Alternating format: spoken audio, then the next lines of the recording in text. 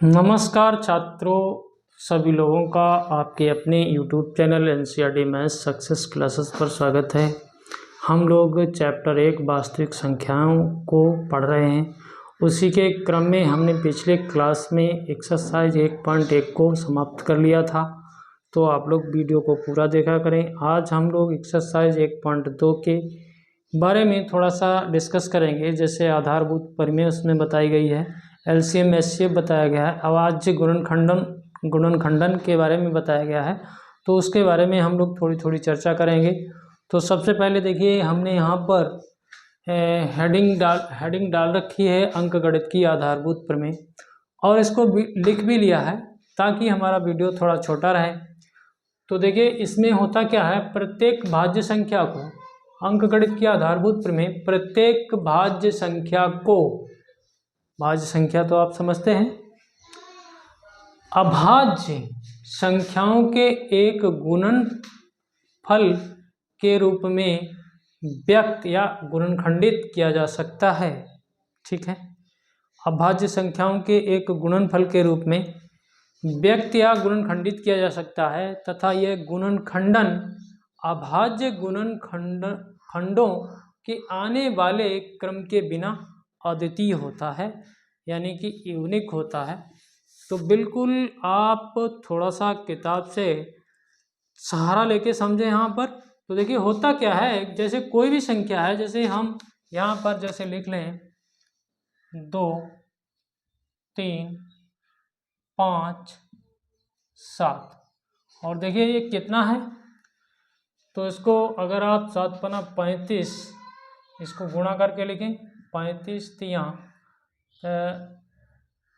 3 पंचे 15 और 3 तियाँ 9, 1 10, 105, और फिर 2 का गुणा करेंगे तो 5 दूनी 10, तो ये 210 है, ये 210 है। ठीक है, ऐसा हमने यहाँ पर देखिए, हमने एक भाज्य संख्या 210 को लिया, एक भाज्य संख्या 210 को लिया, एक भाज्य संख्या को अभाज्य संख्याओं के एक गुणनफल के रूप में गुणनखंडित कर दिया। हमने क्या कर दिया, एक भाज्य संख्या 210 को अभाज्य संख्याओं के गुणनफल के रूप में, यानी कि ये भी अभाज्य संख्या है और ये भी, तो इसके गुणनफल के रूप में यानी कि गुणनखंडित कर दिया है।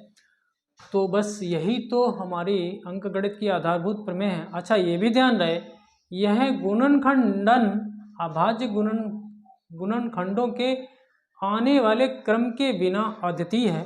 तो इसका मतलब, जैसे हम इसको ऐसे लिख दिया है, हमने एक क्रम बना दिया है।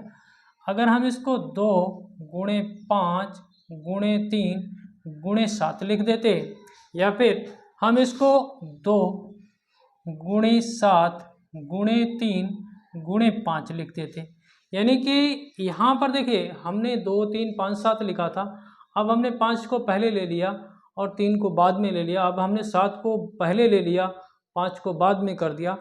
तो यही तो नीचे वाला पॉइंट है कि गुणनखंडन अभाज्य गुणनखंडों के आने वाले क्रम के बिना, यानी कि आप यहाँ पर क्रम मायने नहीं रखता है, तो ये एक अद्वितीय होता है, यानी कि यूनिक होता है।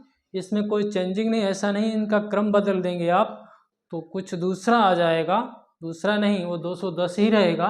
तो बस यही हम लोगों की आधारभूत प्रमेय है। अच्छा, इसके बाद में हम लोग थोड़ी चर्चा करेंगे इसमें एलसीएम और एचसीएफ निकालने के लिए। तो देखिए, यहाँ पर हम लोग एक उदाहरण से समझेंगे। यहाँ देखिए, इसको तो मिटा लेते हैं, एक उदाहरण से हम लोग समझेंगे, और बिल्कुल आपने अभी तक एलसीएम और एचसीएफ निकाला होगा, वही सब है। तो देखिए, यहाँ पर हम लोगों को किताब में एक उदाहरण दिया है, तो हम बताते हैं आपको कौन सा उदाहरण। देखिए, किताब में उदाहरण नंबर 6 है। उदाहरण नंबर 6 में 6 और 20 के अभाज्य गुणनखंड विधि से एचसीएफ और एलसीएम ज्ञात कीजिए, इन्होंने हम लोगों से कहा है। तो देखिए, हम लोग उदाहरण नंबर 6 से समझेंगे। उदाहरण नंबर 6, इसमें 6 और 20 का के अभाज्य गुणनखंड विधि से 6 और 20 का अभाज्य गुणन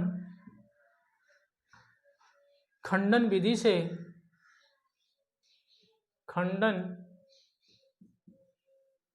से हम लोग HCF और LCM देखेंगे। ठीक है, इसको देखेंगे।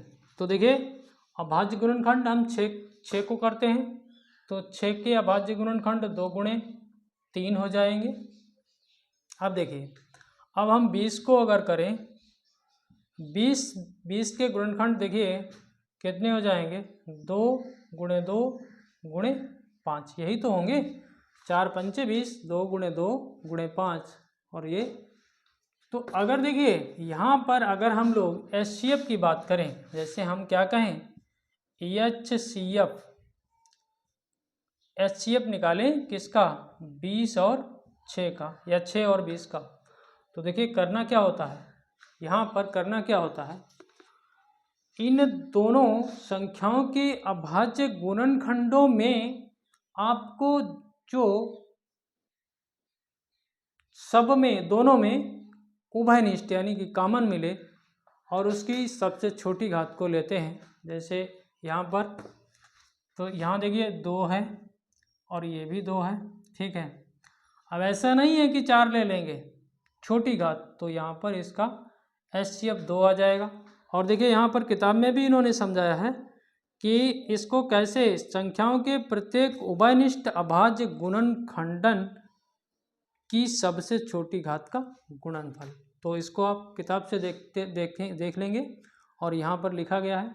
अच्छा, अगर हम लोग LCM की बात करें तो देखिए LCM में क्या होता है, LCM 20 और 6 का निकालें तो क्या करेंगे, देखिए होता क्या है, जो हमारे पास कॉमन है उसको एक बार लिखेंगे। देखिए इसमें 2 और 2 कॉमन है, इसको एक बार लिख लिया, फिर जो बचा है उसको भी लिख लेंगे, यानी कि अब 2 बचा है, 5 बचा है, 3 बचा है, इसको भी लिख लेंगे, 2 गुणे 3 गुणे 5। ठीक है, इसको भी हमने लिख लिया। अब इसका गुणा कर लेंगे तो कितना आ जाएगा, ठीक है, तो कितना आ जाएगा, इसको गुणा करें तो ये 4 हो जाएगा और ये 15, 15 चौकू 60। तो ये हम लोगों का LCM आ गया है 15 चौकू 60।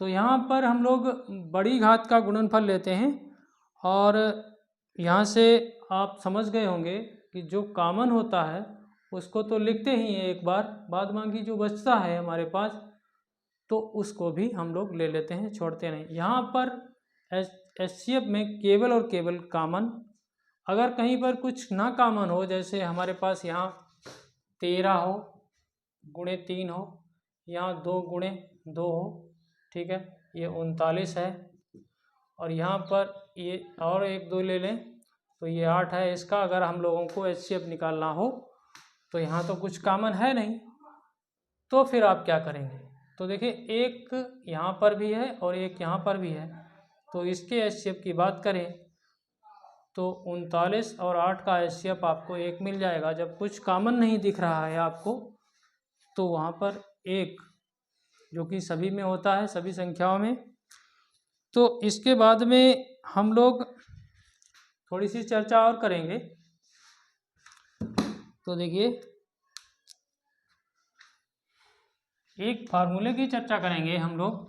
तो देखिए अगर हमारे पास कोई 2 संख्याएं A और B हो, और देखिए इनका हमें HCF पता हो AB का और LCM भी पता हो AB का, तो देखिए होता क्या है, ये भी हमें पता हो और ये भी पता हो, तो होता है HCF AB गुणे LCM AB बराबर में संख्याओं का गुणा। तो इस फार्मूले से हम लोग क्या कर सकते हैं, यदि हम लोगों को कोई दो संख्याएं पता हैं और उनका एलसीएम पता है तो एचसीएफ निकाल सकते हैं। यदि दो संख्याएं पता हैं, उनका एचसीएफ पता है तो एलसीएम निकाल सकते हैं। यदि कोई एक संख्या पता है और एचसीएफ पता है, एलसीएम पता है, तो दूसरी संख्या हम लोग निकाल सकते हैं। तो इस प्रकार से हम लोग यदि यहाँ पर एलसीएम निकालना चाहें, एलसीएम ए बी, तो देखिए जो संख्याएं हैं उनका गुणा कर देंगे, बटे में उनका एचसीएफ लिख देंगे तो आ जाएगा। यदि हम लोग यहाँ से एचसीएफ निकालना चाहें ए बी, तो जो संख्याएं हैं उनका आपस में गुणा कर देंगे, बटे में एलसीएम ए बी लिख देंगे। तो इस प्रकार से हम लोग यहाँ पर सूत्र प्राप्त कर सकते हैं।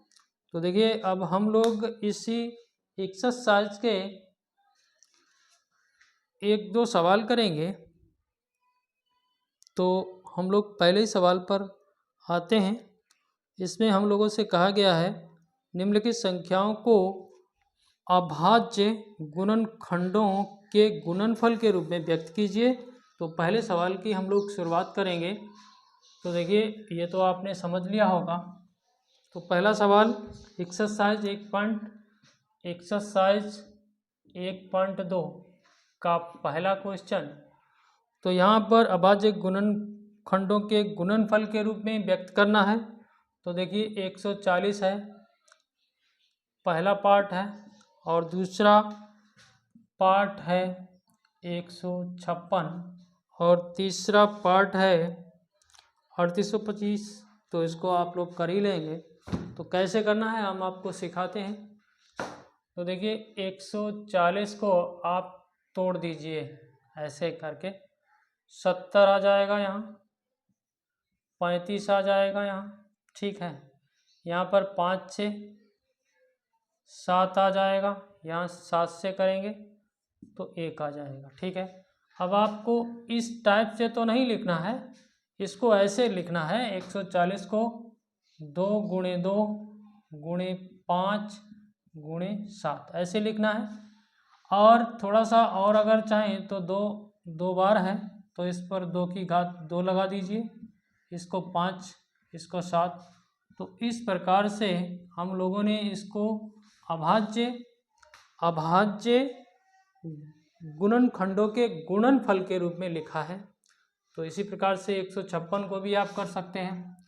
देखिए 156 यहाँ पर आपको ऐसे नहीं पता है तो ऐसे तोड़ दीजिए इसको। 2 सत्ते 14, 2 अट्ठे 16, 2 तियाँ 6, 2 नेम 18, फिर क्या होगा 3 का, 3 एकन 3, 3 तियाँ 9, फिर 13 कर दीजिए तो हो जाएगा 1। तो अब आप 156 को लिखेंगे तो ऐसे लिख सकते हैं 2 गुणे 2 गुणे 3 गुणे 13, ठीक है।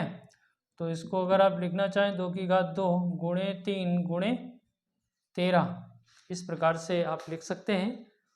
तो अभी 2 पार्ट इसके बचे हुए हैं, आप लोग करेंगे, थोड़े से बड़े हैं, थोड़ा सोचना पड़ेगा उनमें।